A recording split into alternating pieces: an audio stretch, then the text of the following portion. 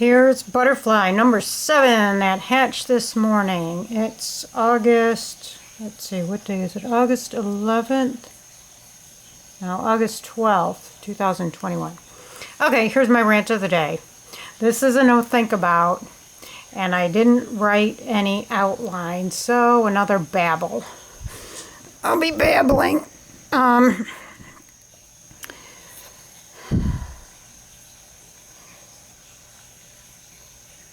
As a woman in the United States, as all you women know, like you have become victim time and time again, repeatedly throughout life, of sexual harassment. Hashtag moments galore. Now this one dude that I used to clean house for every now and then talks to me, and he's been sexually harassing me, and I've told him twice. I've let him know that I don't appreciate the way he talked to me. Now, I am by far a prude. By far a prude. As a matter of fact, my partner used to tell me that I was too mouthy. He would never say that to him. I know he would never. That's his own misogyny. My partner would never, ever tell a man that he was, too explicit in his joking or whatever. My partner mostly complained about my sex jokes or, talking about sex too much. My partner never would have said that to a man. Never, never, never, never, never. And you want to know how I know? Because his father sexually harasses me and he doesn't say a damn thing about it. He doesn't tell his father to stop. Nothing. He doesn't call him a slut or a whore. But anyways, my point is, I am not a prude. But the problem is, it's a double standard. Men can say whatever they want to say, pretty much whatever they want to say for whatever. And there's no repercussions for it, no negative repercussions for it. Whereas women, we tell sex jokes, oh, we're loose and we're sluts. It's a double standard. And I'm not going to live up to that double standard. So my partner, when this man first started sexually harassing me, going way over the line. Like, I don't mind a sex thing here and there, as long as it's not, as long as I think it is a joke, as long as it's not evil intended, as long as it's not crossing the line. And you know where the line is, okay? And if you don't, your victim, who is, yes, then your victim, because you crossed the line, will let you know, and usually at first in a subtle way. They will usually not respond to it, maybe kind of turn their back a little bit, turn away from you, cut the conversation just short, move on, turn away, physically turn away. And if you don't catch that cue as to, that is inappropriate, then that's on you. That's not on your victim. That's on you. Now, the first time, I think it was him I was sexually harassed. No, I was sexually assaulted by some dude. His name was Willard. Well, his name is Willard Lamb. He's still alive. He used to run a water softening, water conditioning, water softening service in Hudson. It's a terrible service. He's a terrible, terrible man. He's absolutely disgusting in every way, shape, and form. But anyways, he sexually assaulted me. He grabbed me. And my partner blamed me for the assault. I didn't tell my partner about it until it was like maybe a couple weeks later. And my partner blamed me for it, of course, because I tell dirty jokes. It's like, oh, well, wait a minute. So you're saying Chris Rock should be gang raped every night? Because it's one dirty joke after another. What about Jerry Seinfeld? He tells dirty jokes. Should he be gang raped every time he does a a stand-up comedy act? How about every time one of his episodes airs where there's a dirty joke in there? A joke about sex. Tim Allen? You know, there's a whole Andrew Dice Clay. He's just filthy, filthy, filthy. Fluffy? Fluffy should be gang raped every time he does a comedy skit. But here we are again. Even he's doing the double standard, and he was raised in a better area than this backwards podunk area we are now. I can see people here because like people are 100 years behind the times here socially when it comes to social advancements. And here, I'm going to have to put this down because I have to start the washing machine before it empties. It's one of the new low flow ones. And after 15 minutes, with no action there, it'll start automatically emptying. Over-engineered washing machines I have nowadays. Anyway, so this man this whore has been sexually harassing me. I've told him twice already. First time I was kind of subtle about it, you know, and I thought that's all it would take. He seemed like he was a classy person and would get the hint, but he didn't. So the second time I came on a little stronger, I was more direct. And apparently still didn't get it. I started avoiding him after that second time I had to tell him. I started avoiding him. Because I thought if he didn't get it the first time, he probably won't get it the second time. And he didn't. You know, and I avoided him. I did not go over to his house to talk to him. I used to, you know, if he was out in his yard, I used to stand around talking to him. I quit doing that.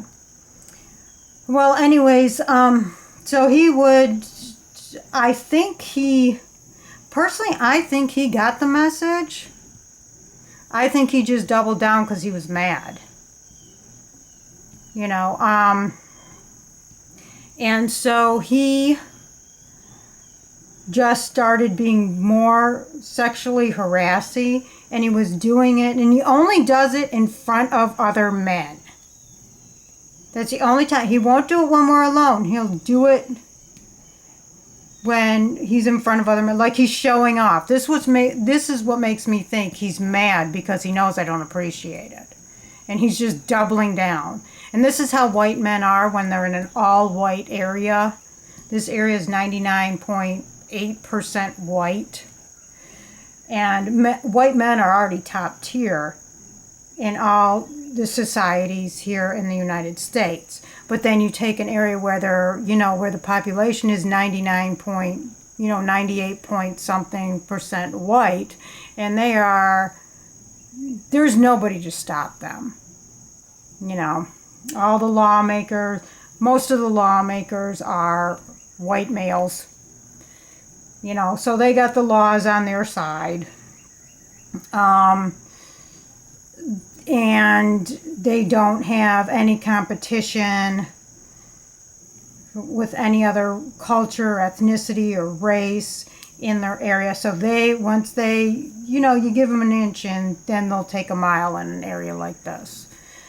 And so he's just, and he's not the only one. If he was the only one that was acting like this, I'd say, you know what, that's just that individual. It just happens to be that, this nastiness I never saw, this sluttiness I never saw in men in the Metro Detroit area. But there's so many other men that are doing it here. And, I'm one of the many of their victims. I mean, I know I'm not the only victim. I mean, I let them know I didn't appreciate it, so I can't imagine how many other victims they have out there. Anyways, so yesterday I was at the farmer's market at the library getting my produce, and here comes Mr. Sexual Harassy. And I thought maybe the last time this happened, because as soon as he sexually harassed me in front of somebody, the last time I talked to him, I turned and I walked away. As soon as he said it, I walked away. And I thought, okay, maybe this will get the hint, and the person he was in his car when he did it. The man who was in the car with him would have said something to him and said, I can tell she doesn't appreciate you, you need to stop that. But what happens here? He just screamed. After I was done with buying my produce, I walked away, and after I was done, he screamed after me something very, very obscene. Just down the street where anybody could hear it. I know that produce seller heard it. The produce seller is male. So I'm thinking, now the produce seller thinks that he can say that stuff to me. And did the man that was in the vehicle with him, did that man say anything? Did that man think now he can talk to me like that? So, yeah, so Steve Cope, that's his name, Steve Cope. Lives here in Hudson, Michigan. So I am ticked. I'm going to talk to his priest about it. Okay,